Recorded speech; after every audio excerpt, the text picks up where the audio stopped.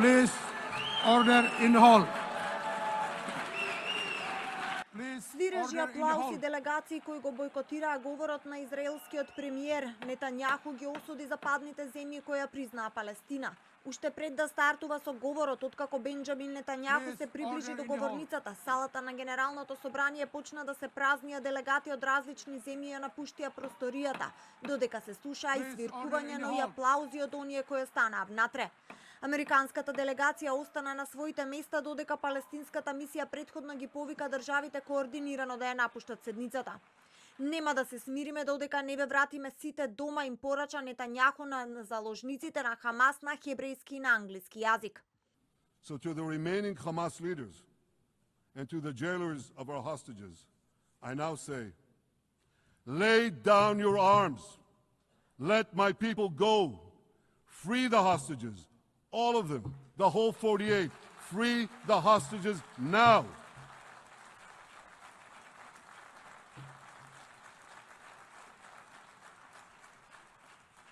If you do, you will live.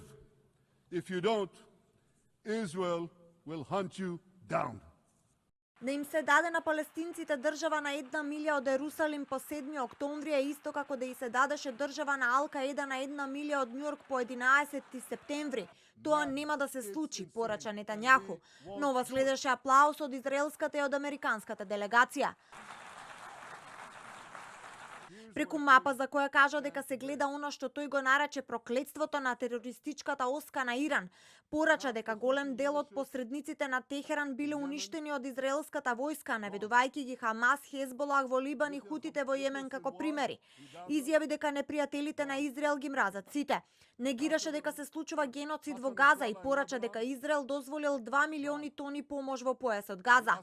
Фокусирајќи се на решението за две држави, порача дека палестинците не сакаат држава до Израел, туку сакаат држава наместо Израел.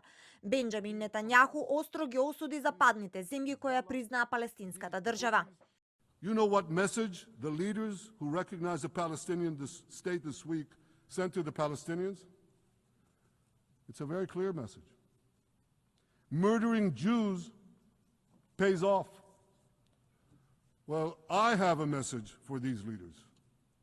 When the most savage terrorists on earth are effusively praising your decision, you didn't do something right. You did something wrong, horribly wrong. Your disgraceful decision will encourage terrorism against Jews and against innocent people everywhere. It will be a mark of shame on all of you. Во последните денови Франција, Австралија, Канада, Обединетото кралство и други земји признаа палестинска држава. Европската унија пак разгледува тарифи и санкции за Израел.